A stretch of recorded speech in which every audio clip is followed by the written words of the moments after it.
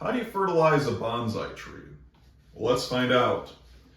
So this is going to be a quick guide. I could talk a lot about fertilizer, but I just want to give a basic, simple method that you can use. And if you use only this technique, it'll pretty much be everything your plant needs to grow. So the first question is, why do we fertilize our plants at all?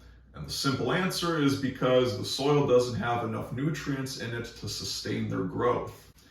Now, people are familiar with the fact that plants need sunlight and water and even carbon dioxide to continue to grow. But in addition to those things, it also needs to absorb nitrogen, phosphorus, and potassium. Now, the way they do this in nature is they grow their roots into the soil where those elements are present, they absorb them, and they get everything they need to grow.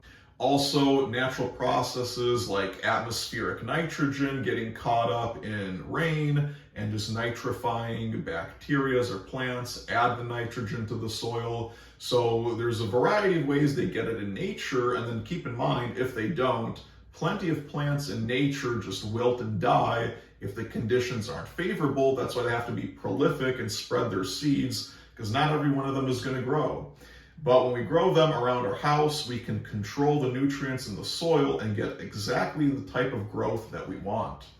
So like I mentioned before, those three elements you need are nitrogen, phosphorus, and potassium, and all the fertilizer producers know this. So thankfully, any fertilizer you pick up is going to have those three numbers on the front of the bag.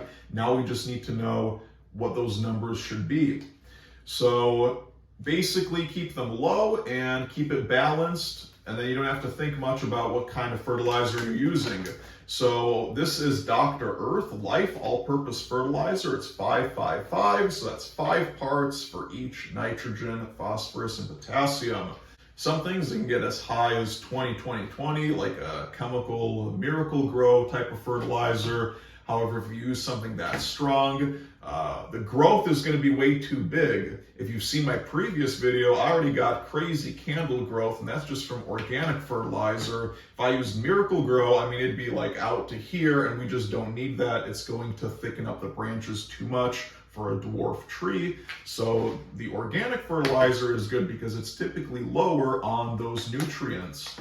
The additional benefit is that you don't have the chemical salts that can build up and burn the roots. You don't have to be so cautious with the dosage, because sometimes if you fertilize too heavily with a chemical fertilizer, you'll kill the tree. And then one more benefit is this stuff breaks down. It's an organic material, so you get beneficial microbes like bacteria and fungus in the soil, which make nutrients more bioavailable for your tree, and you just get a nice natural symbiotic relationship forming there. So that's why I recommend using organic fertilizer. Now, on top of this Dr. Earth Life All-Purpose Fertilizer, we can get the Espoma brand Hollytone.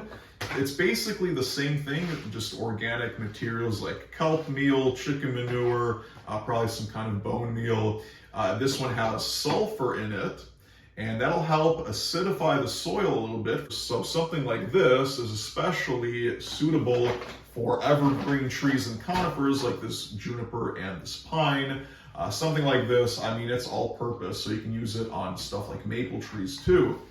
Now, in addition to this, if you can't find it for some reason, these are really easily available at most garden centers and nurseries. And if you can't find them there, you should easily find this online on Amazon or just with a quick Google search. But other than that Hollytone, Espoma makes this evergreen tone, so basically just an organic evergreen fertilizer. It's 434. That'll work. Basically, it's the same thing as that. It's just in a different bag, because most people like to have the picture of their plant they're growing on the bag, but it's the same exact formulation as the other one.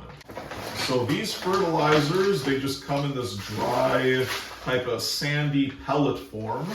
And so what we're going to do is when we apply that to the soil, we're going to either put it into a plastic basket, make a cube out of it, or what I like to do is just throw it in a tea bag and put that onto the soil. So these tea bags, you can order them off of Amazon. They're just empty bags where if people want to make their own homemade tea, they put the herbs in here, but we can just dump fertilizer in here, and then every time it rains, it starts dissolving the fertilizer and releasing it into the soil. And remember, we want to do this instead of throwing the fertilizer directly onto the soil, because for bonsai trees, they grow in that very specific rocky type of soil with a lot of air gaps in between it, and the fertilizer will break down, turn into mush, and just clog that soil up and interfere with the type of drainage and dynamics we need in our soil. So that's why we put it inside of something that's contained. So the idea is pretty simple. You open up the tea bag, you get yourself a teaspoon, and I use about 1 teaspoon in a bag like this. You end up with something like that. You tie it off with the string, and you just place that onto the soil. Now for something more refined, usually we can just throw 1 on, that'll be enough. Or you can do 2 like this, and then after about a month, when they've been dissolving, you switch them to the other orientation of the pot, or if it's like a circular pot, you just keep moving them around month by month. That keeps dissolving slowly, it doesn't clog the soil, and it gives your plant all the nutrients it needs. Now the next question is, what time of year do you fertilize your tree?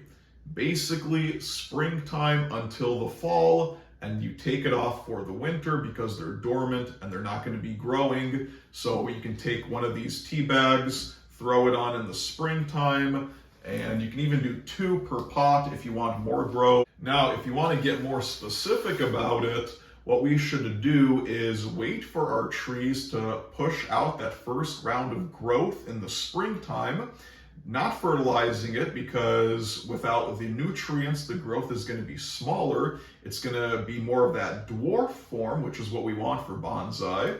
And then once it's hardened off, we can throw the fertilizer back on, and then the growth isn't going to be growing much more, but it's going to get all the nutrients it needs for next year's growth, help grow the roots, and help keep the plant healthy. So for something that's in refinement, I'd probably, instead of the springtime, throw it on in the early summer, keep it on there until November, when it's getting to be the tail end of autumn, winter is starting, take it off, and then you just store your trees for the winter. So there you go, that's an easy fertilizer technique for your bonsai trees. If you have any questions, you can leave them in the comments section down below. Subscribe to make sure you find out when the next video is published.